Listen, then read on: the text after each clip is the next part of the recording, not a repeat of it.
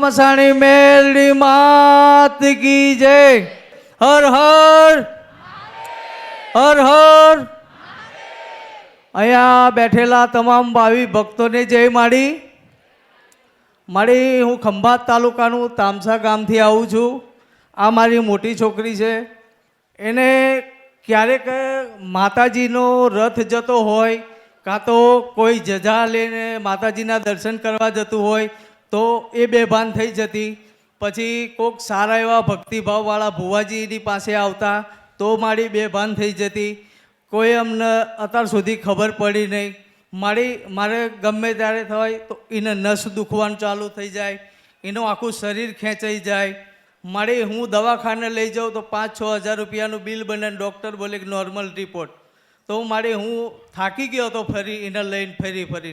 મેં ઘણા ભુવાને બતાવ્યું પણ બધા કોઈ ભુવાજી એવું કહે કે એને કોઈ કોઠામાં ખવડાવીને દેવ ઉતારી દીધેલું છે, કોઈ કે એને વળગેલું છે.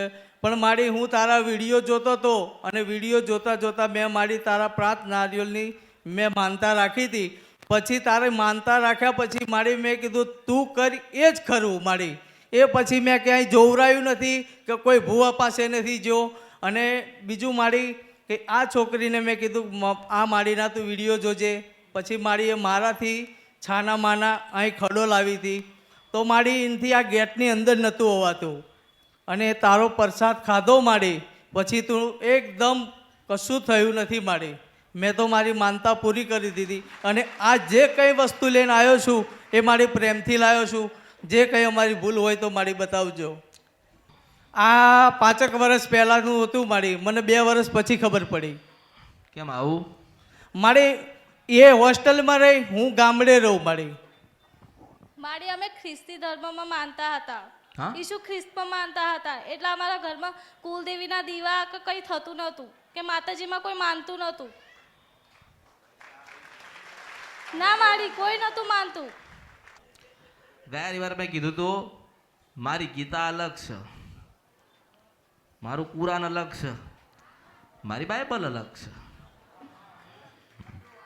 તને ખબર પડી?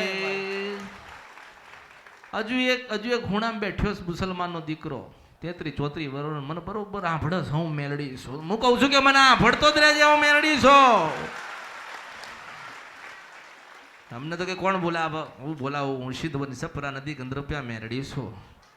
સમય બને, વેળા બને, જો ઘડિયું બને એટલે કહું ના. તો આટલા વર્ષ શું કર્યું? ભક્તિ કોને કરી? ઈસુ કૃષ્ણની ભક્તિ કરી.